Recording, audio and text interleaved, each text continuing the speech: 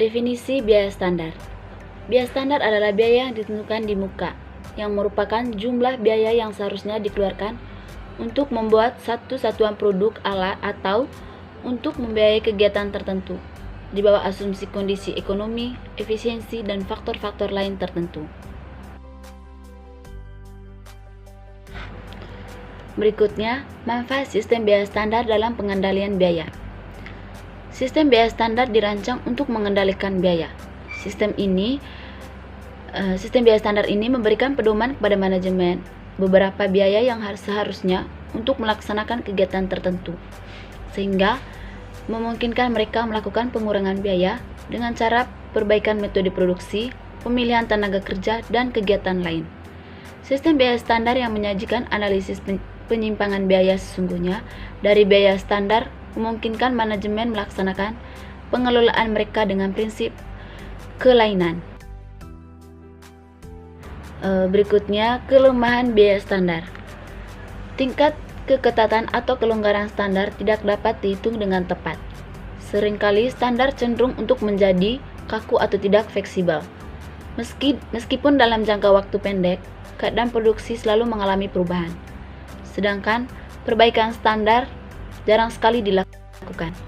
Perubahan standar menimbulkan masalah persediaan. Jika standar sering diperbaiki, hal ini akan menyebabkan kurang efektifnya standar tersebut sebagai alat pengukur pelaksana.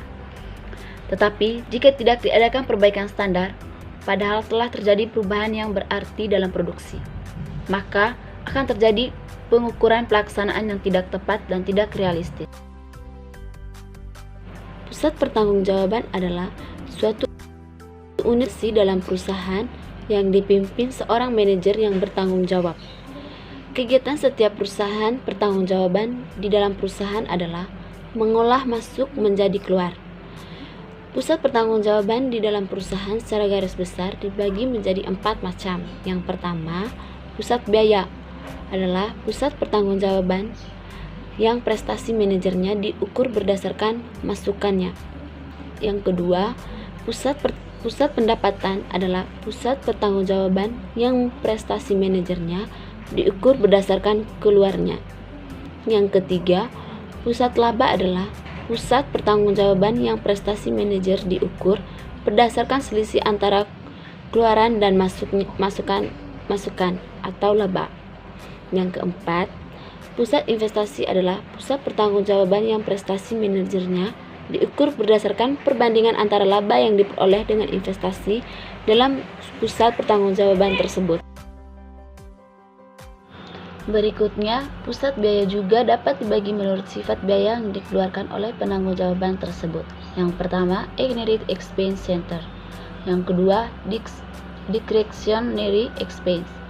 Sistem biaya standar hanya dapat ditetapkan sebagai alat pengendalian biaya yang efektif di dalam Ignorant Expense Center atau pusat pertanggungjawaban yang sebagian besar biaya merupakan Ignorant Expense.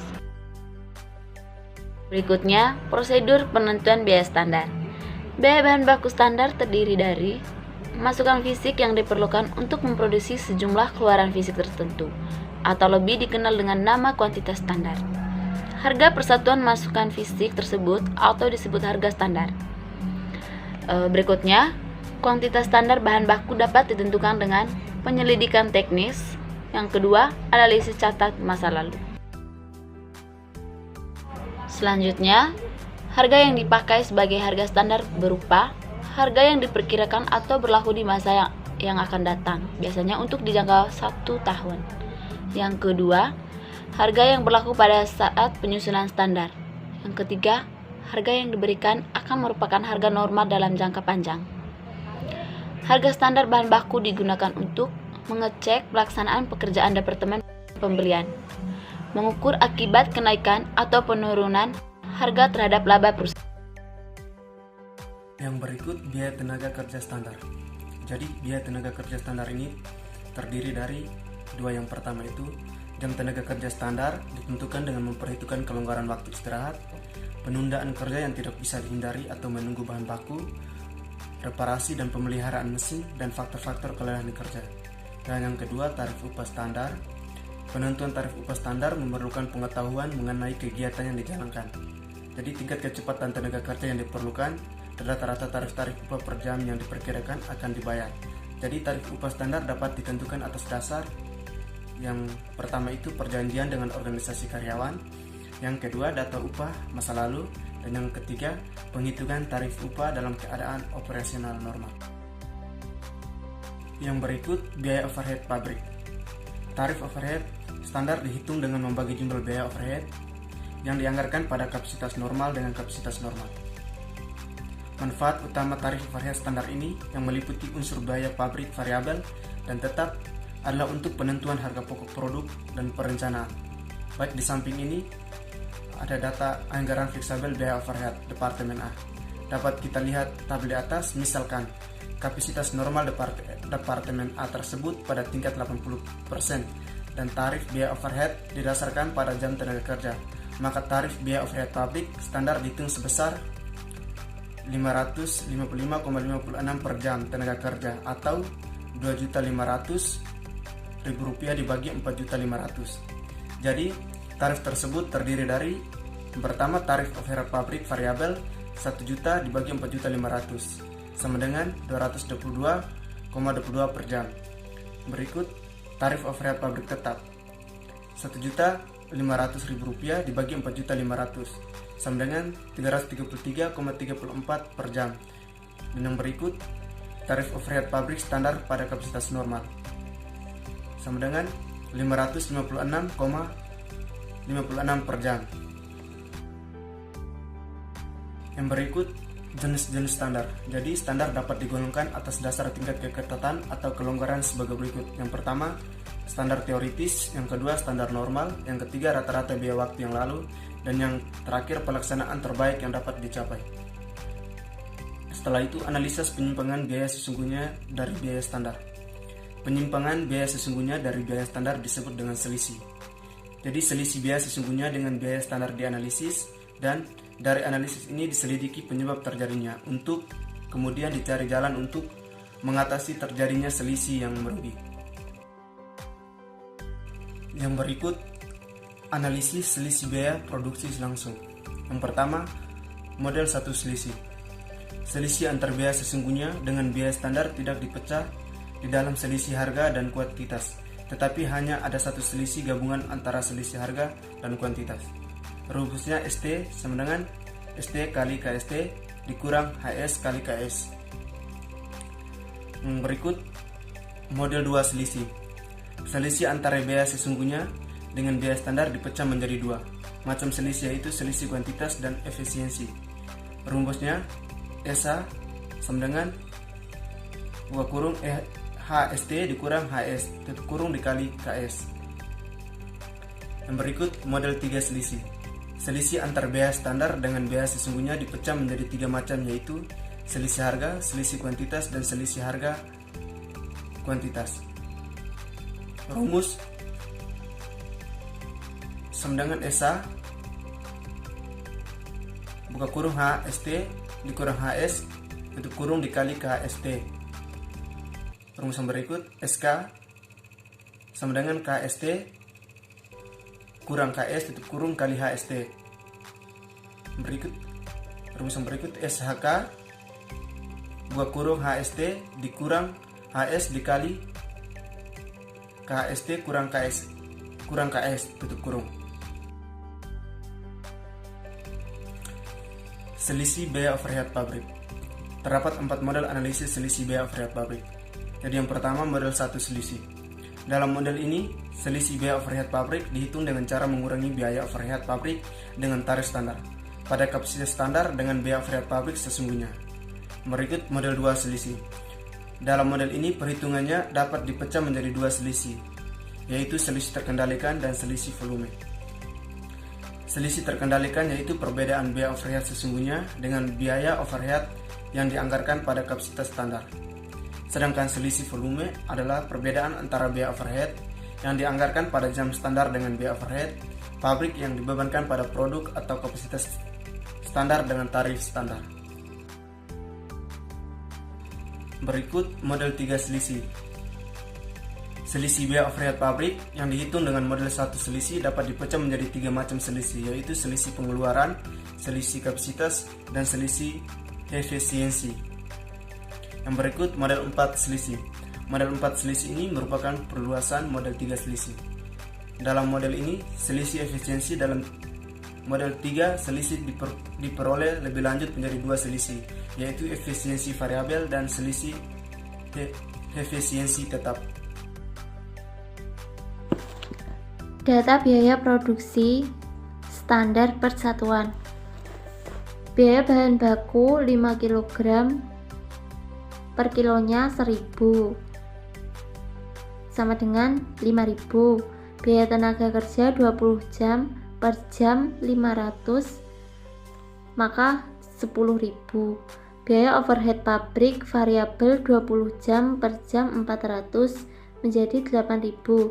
Kemudian untuk biaya overhead tetapnya 20 jam dikalikan per jam 300 hasilnya 6.000. Totalnya 29.000. Transaksi yang terjadi dalam bulan Januari 2021 adalah sebagai berikut. Yang pertama, jumlah bahan baku yang dibeli adalah 1.500 kg dikalikan per kilonya 1.100. Yang kedua, jumlah produk yang diproduksi dan selesai diproses dalam bulan Januari 2021 adalah 250 satuan dengan biaya produksi sesungguhnya sebagai berikut. Yang pertama, biaya bahan bakunya 1050 kilo dengan per kilo seharga 1.100. Kemudian hasilnya 1050 dikalikan dengan 1.100 sama dengan 1.155.000. Kemudian biaya tenaga kerja 5.100 jam dengan per jam Rp475. Kemudian hasilnya 5.100 jam dikalikan dengan Rp475, hasilnya Rp2.422.500. Kemudian yang ketiga, biaya overhead pabrik sebesar Rp3.650.000. Atas dasar data dalam contoh 8 tersebut di atas, berikut ini disajikan analisis selisih biaya produksi langsung dan biaya overhead pabrik. Dan untuk mencari biaya bahan baku dengan model satu selisih, yaitu selisih biaya bahan baku, rumusnya yaitu HST dikalikan dengan KST, kemudian dikurangi HS dikalikan KS.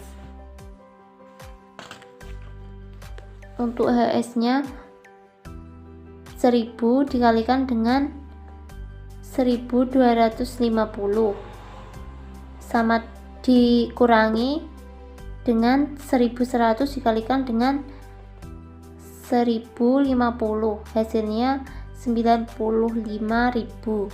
Kemudian untuk model 2 selisih harga biaya bahan baku, rumusnya HST dikurangi dengan HS kemudian dikalikan dengan KS. 1000 dikurangi HST-nya 1000 dikurangi dengan HS-nya sebesar 1100 dikalikan dengan 1050 kg, hasilnya 105.000. Selisih kuantitas biaya bahan bakunya KST dikurangi KS dikalikan dengan HST menjadi 1250 dikurangi 1050 kemudian dikalikan 1000, hasilnya 200.000. Total selisih biaya bahan bakunya menjadi 95.000. Kemudian untuk model 3 selisih harga biaya bahan bakunya, rumusnya HST dikurangi HS kemudian dikalikan dengan KS, maka menjadi 1000 dikurangi dengan 1100 kemudian dikalikan 1050 kg, hasilnya 105.000. Selisih kuantitas biaya bahan baku KST dikurangi KS, kemudian dikalikan HST. 1250 dikurangi 1050, kemudian dikalikan dengan 1000, hasilnya 200.000. Kemudian selisih harga atau kuantitas biaya bahan bakunya 0, maka menjadi total selisih biaya bahan bakunya menjadi 95.000.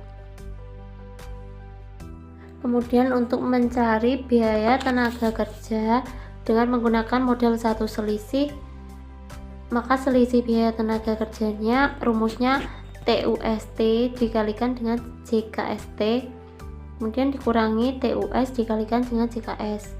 TUST nya sebesar 500 rupiah dikalikan JKST 5.000 dikurangi dengan TUS nya 475 rupiah dikalikan dengan JKS. JKS nya sebesar 5.100, hasilnya menjadi 77.500. Kemudian untuk model dua selisih, maka selisih tarif upahnya rumusnya TUST dikurangi TUS dikalikan dengan JKS. TUST nya 500 rupiah dikurangi TUS 475 rupiah dikalikan dengan JKS nya 5.100 jam, maka hasilnya 127.500. Selisih efisiensi upah jadi JKST dikurangi JKS dikalikan TUST. JKST nya 5.000 dikurangi JKS 5.100 dikalikan dengan TUST sebesar 500 rupiah, hasilnya 50.000. Maka menjadi total selisih biaya tenaga kerja langsung 127.500 dikurangi 50.000, hasilnya 77.500. Kemudian untuk model 3 selisih, selisih tarif upah rumusnya TUST dikurangi TUS kemudian dikali JKST. Untuk TUST nya 500 rupiah dikurangi TUS nya 475 rupiah, kemudian dikalikan 5.000 jam, hasilnya 125.000. Kemudian selisih efisiensi upah rumusnya JKST dikurangi JKS dikalikan TUS. JKST nya 5.000 dikurangi JKS nya 5.100 dikalikan TUS nya 475 rupiah, hasilnya 47.500. Selisih harga atau efisiensi upahnya 0, maka menjadi total selisih biaya tenaga kerja langsung 77.500. Yang selanjutnya selisih biaya overhead pabrik. Yang pertama dengan model satu selisih. Selisih total biaya overhead pabrik yaitu biaya overhead pabrik sesungguhnya sebesar 3.650.000. Biaya overhead pabrik yang dibebankan sama dengan 250 dikali 20 jam dikalikan dengan 700 rupiah, hasilnya 3.500.000. Kemudian selisih total biaya overhead pabrik itu biaya overhead pabrik sesungguhnya 3.650.000.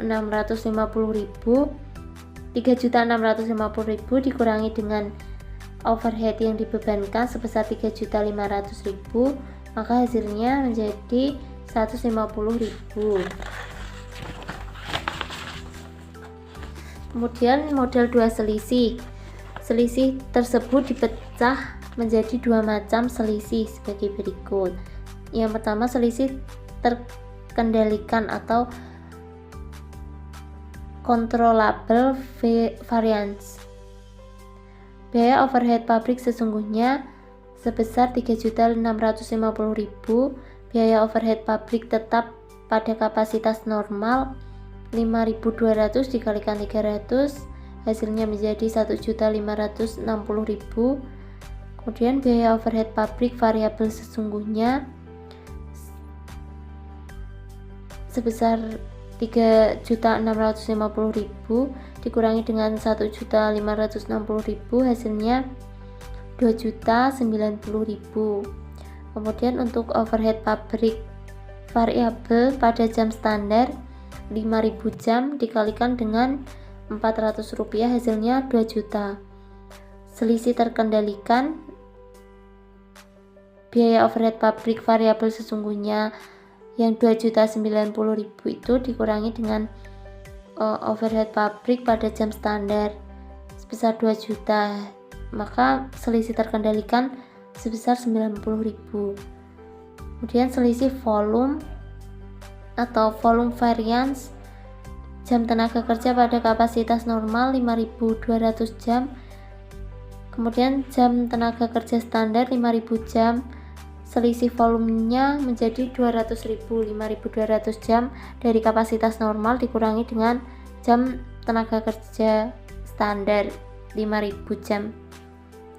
Kemudian tarif biaya overhead pabrik tetapnya Rp300 per jam. Berikutnya model 3 selisih. Selisih biaya overhead pabrik sebesar Rp150.000 tersebut dapat dipecah menjadi 3 macam selisih berikut ini. Selisih pengeluaran. Biaya overhead pabrik sesungguhnya Rp3.650.000. Biaya overhead pabrik tetap pada kapasitas normal 5.200 dikali Rp300.000 sama dengan Rp1.560.000. Biaya overhead pabrik variabel sesungguhnya sama dengan Rp2.090.000. Biaya overhead pabrik variabel yang dianggarankan pada jam yang sesungguhnya dicapai 5.100 jam dikali Rp400.000 sama dengan Rp2.040.000. Selisih pengeluaran sebesar Rp50.000. Selisih kapasitas. Yang pertama kapasitas normal sama dengan 5.200 jam. Kapasitas sesungguhnya 5.100 jam. Kapasitas yang tidak terpakai sama dengan 100 jam.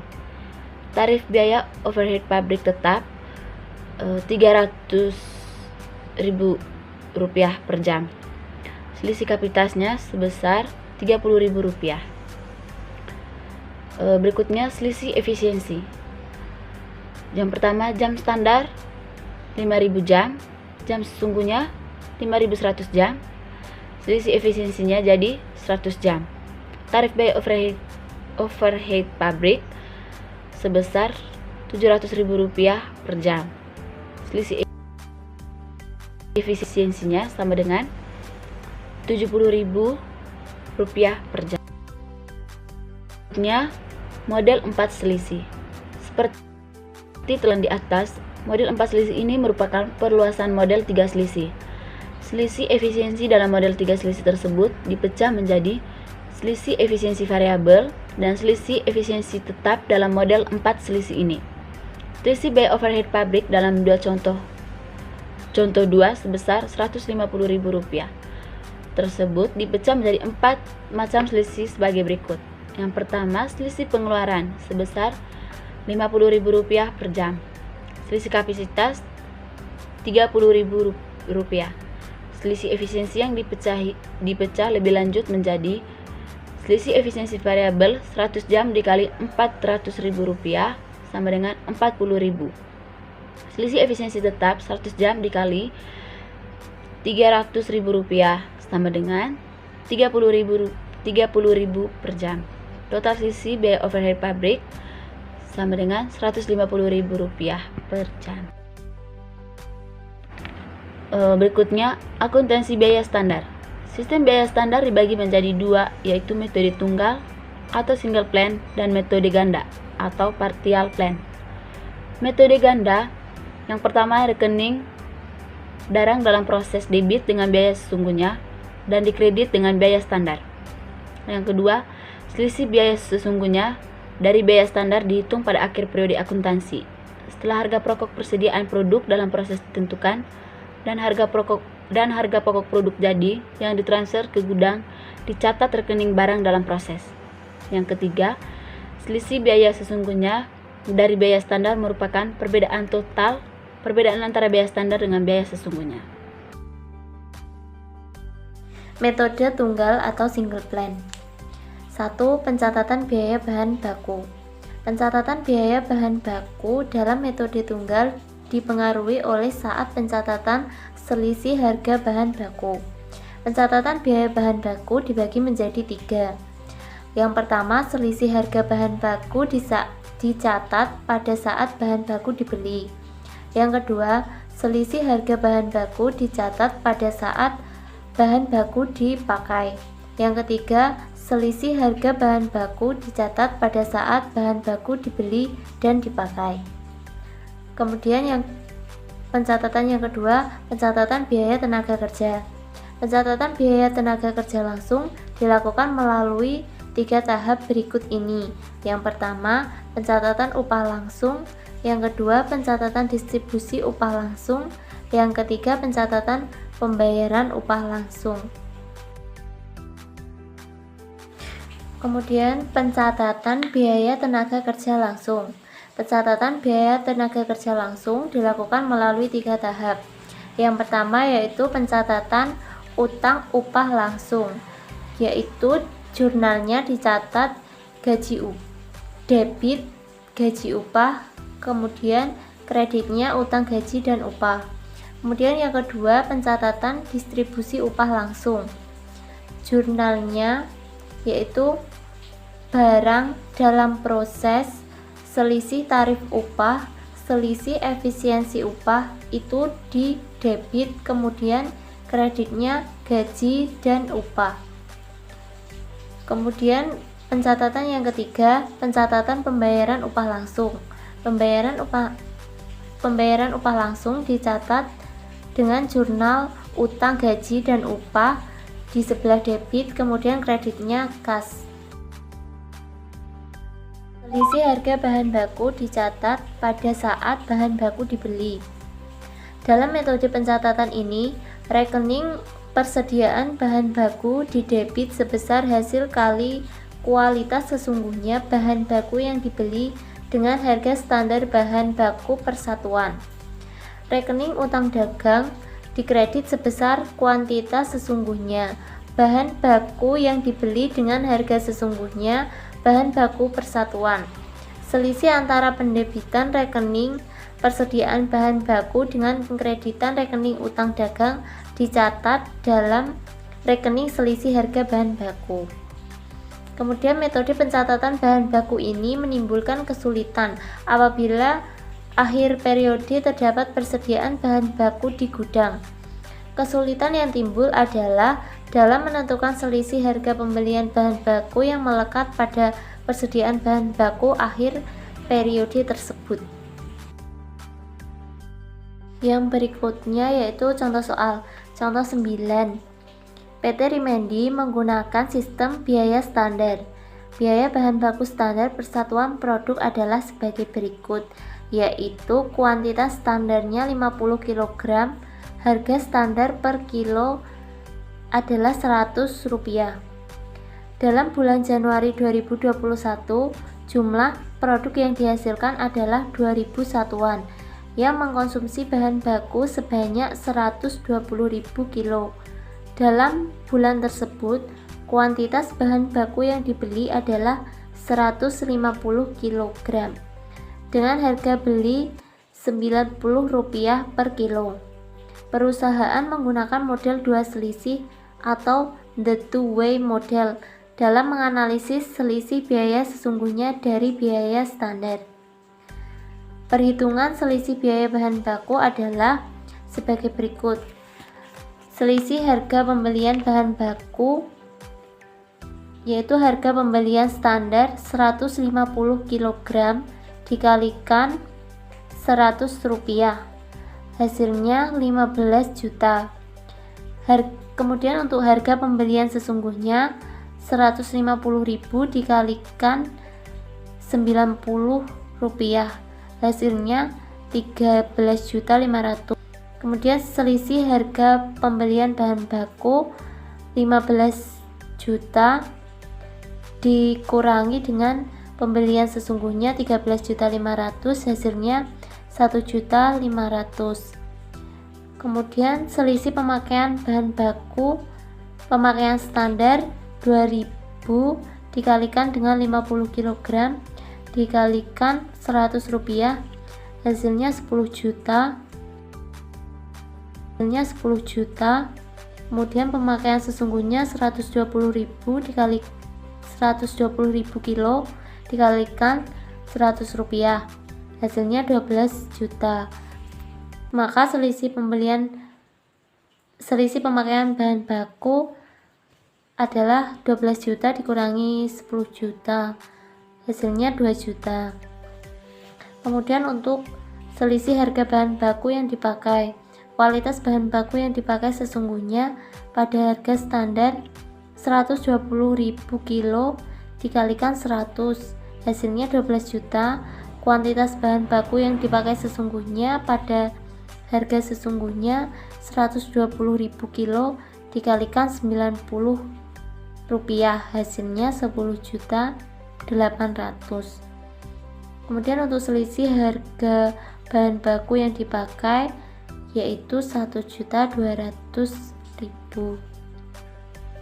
Jika selisih bahan baku dicatat pada saat bahan baku dibeli, jurnal yang dibuat oleh PT Rimendi pada saat pembelian dan pemakaian bahan baku adalah persediaan bahan baku didebit sebesar 15 juta, kemudian utang dagang dikredit sebesar 13.500.000, selisih harga pembelian bahan baku dikredit sebesar 1.500.000.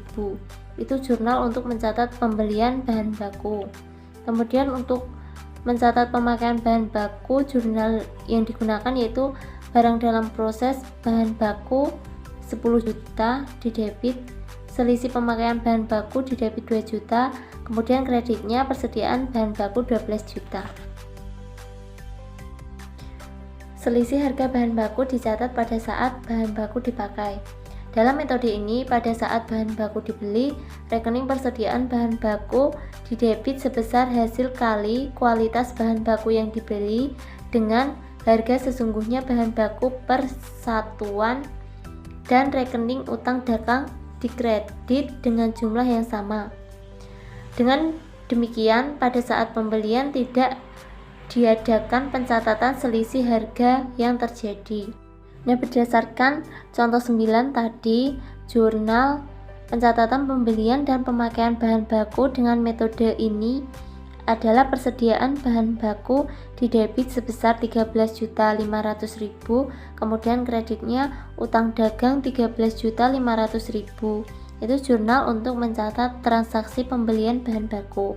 Kemudian jurnal untuk mencatat pemakaian bahan bakunya, barang dalam proses didebit 10 juta, selisih kuantitas bahan baku didebit 2 juta, kemudian kreditnya persediaan bahan baku 10.800.000 dan selisih harga bahan baku yang dipakai sebesar 1.200.000. Selisih harga bahan baku dicatat pada saat bahan baku dibeli dan dipakai. Dalam metode ini merupakan kombinasi antara metode ke-1 dan kedua. Pada saat bahan baku dibeli, selisih harga yang terjadi dicatat dalam rekening selisih harga pembelian bahan baku.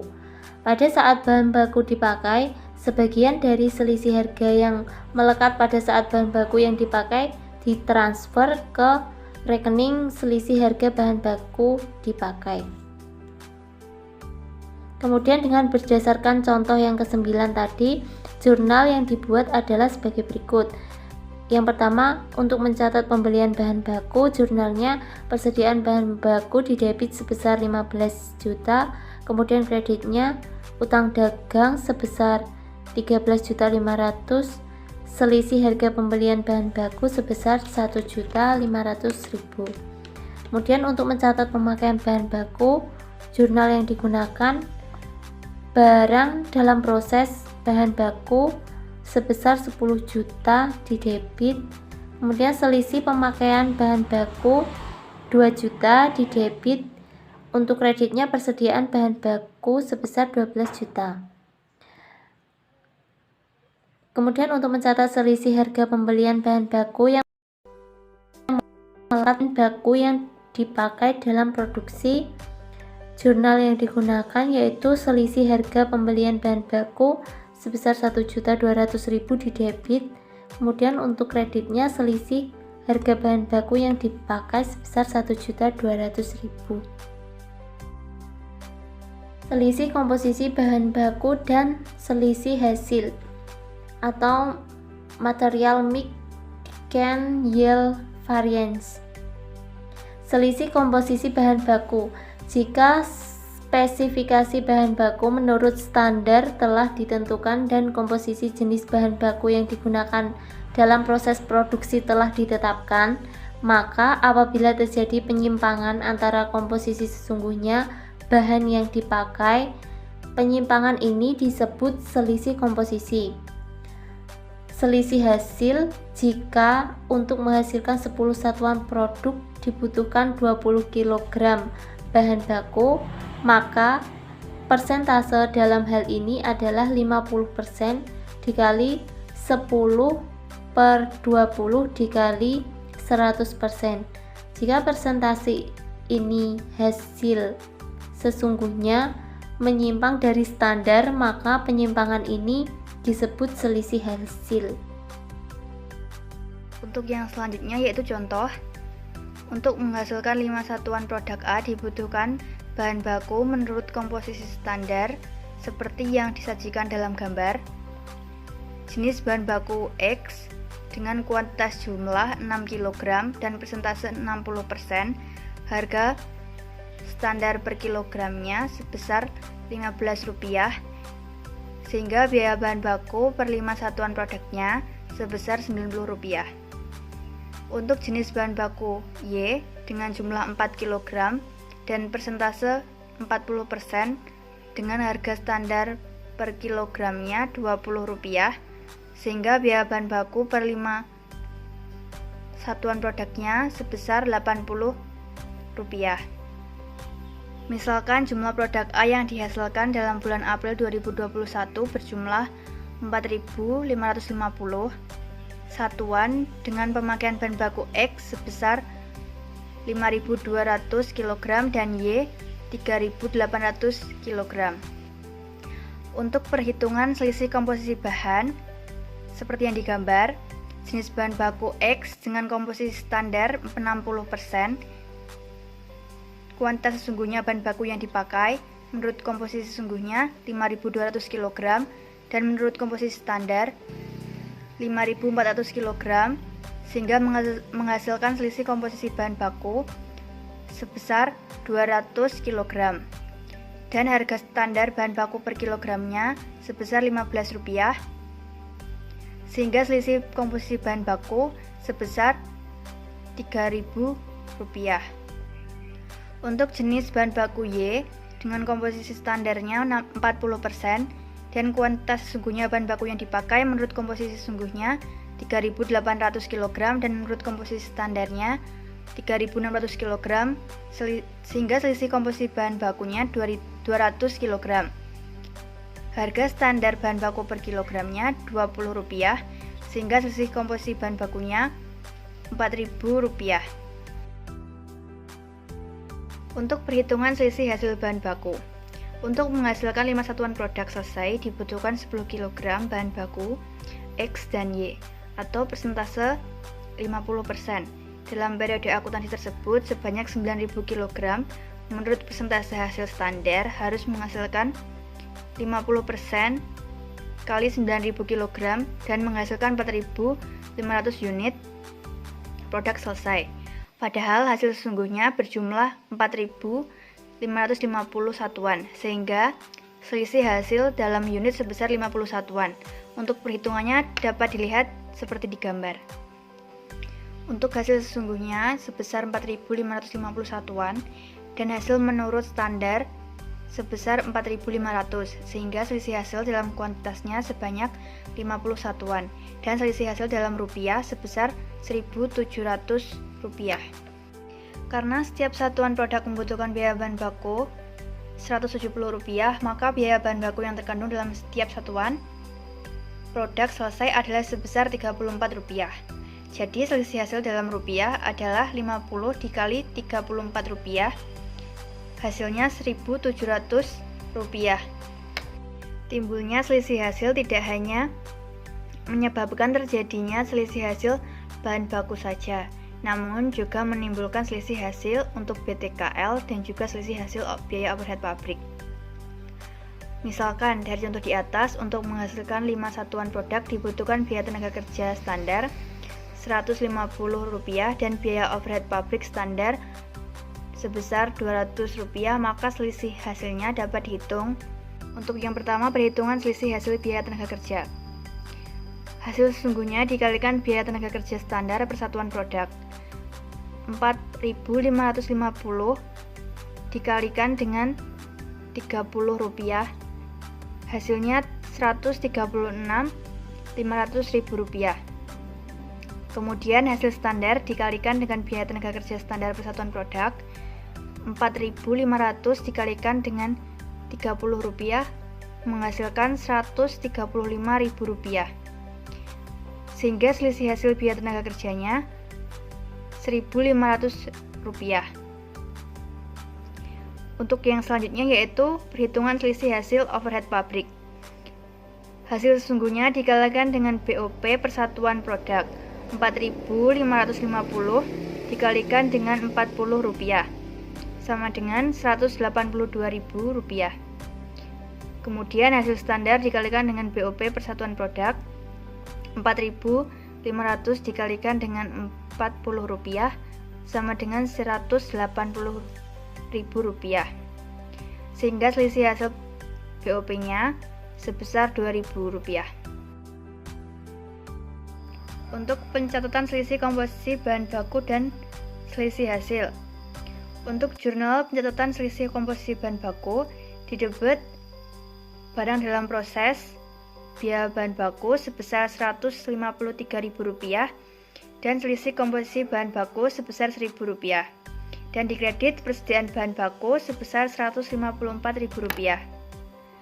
Untuk jurnal pencatatan selisih hasil bahan, didebet persediaan produk jadi sebesar Rp154.700 dan selisih hasil bahan baku dikredit sebesar Rp1.700 dan barang dalam proses biaya bahan baku dikredit juga Rp153.000. Yang selanjutnya yaitu untuk pencatatan selisih hasil biaya tenaga kerja dan selisih hasil overhead pabrik. Untuk yang pertama yaitu untuk mencatat selisih hasil upah, jurnalnya yaitu didebet produk jadi sebesar Rp136.500 dan dikredit selisih hasil biaya tenaga kerja sebesar Rp1.500 dan BDP biaya tenaga kerja Rp135.000. Dan untuk mencatat selisih hasil biaya overhead pabrik, didebet persediaan produk jadi Rp182.000, dikredit selisih hasil overhead pabrik sebesar Rp1.500 dan BDP biaya tenaga kerja Rp135.000. Untuk perlakuan terhadap selisih. Selisih yang terjadi dapat diperlakukan dengan cara yang pertama, ditutup ke rekening laba rugi. Kedua, dipakai untuk menyesuaikan rekening-rekening harga pokok penjualan dan persediaan produk jadi dan persediaan barang dalam proses. Perlakuan terhadap selisih yang terjadi tergantung pada pertama, jenis selisih, dua, besarnya selisih, tiga, pengalaman penggunaan biaya standar, keempat, sebab terjadinya selisih, yang terakhir, waktu terjadinya selisih. Adapun contoh untuk selisih ditutup ke rekening laba rugi. Jenis selisih, selisih harga bahan baku sebesar Rp105.000 rugi, selisih kuantitas bahan baku Rp200.000 laba, selisih tarif upah Rp127.500 laba, selisih efisiensi upah Rp50.000 rugi, selisih pengeluaran Rp50.000 rugi, selisih kapasitas Rp30.000 rugi, selisih efisiensi overhead 70.000 rugi.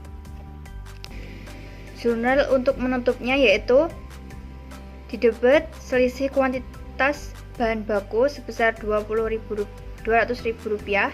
Adapun jurnal untuk menutup selisih-selisih tersebut adalah didebet selisih kuantitas bahan baku Rp200.000 dan selisih tarif upah sebesar Rp127.500 dan dikredit selisih harga bahan baku Rp105.000, selisih efisiensi upah Rp50.000, selisih pengeluaran Rp50.000, selisih kapasitas Rp30.000, selisih efisiensi overhead Rp70.000, dan rugi laba Rp22.500. Untuk yang selanjutnya yaitu untuk laporan laba ruginya, yaitu hasil penjualan Rp10 juta, harga pokok penjualan standarnya Rp7.250.000 sehingga menghasilkan laba bruto standar Rp2.750.000.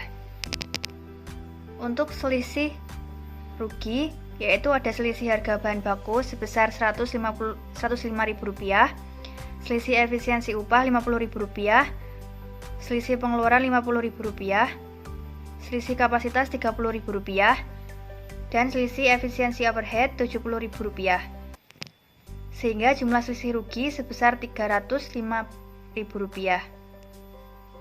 Kemudian ada selisih kuantitas bahan baku sebesar Rp200.000 dan selisih tarif upah sebesar Rp127.500 dan jumlah selisih labanya sebesar Rp327.500 dan selisih rugi kemudian dikurangi dengan selisih laba menghasilkan Rp22.500 sehingga laba bruto sesungguhnya menjadi Rp2.772.500. Yang selanjutnya yaitu perbaikan terhadap standar. Standar harus diubah hanya apabila kondisi yang mendasari penentuan telah mengalami perubahan. Mengenai kapan standar harus diubah, ada dua pendapat. Yang pertama, mengatakan bahwa harus diubah dalam periode akuntansi, yaitu segera setelah diketahui bahwa standar tersebut keliru diterapkan. Pendapat yang kedua bahwa jika standar diperbaiki dalam akuntansi, perubahan tersebut akan menghancurkan standar sebagai alat pengukur efisiensi. Sekian dari kelompok kami, apabila terdapat banyak kesalahan kami mohon maaf. Wassalamualaikum warahmatullahi wabarakatuh. Salam dan baik.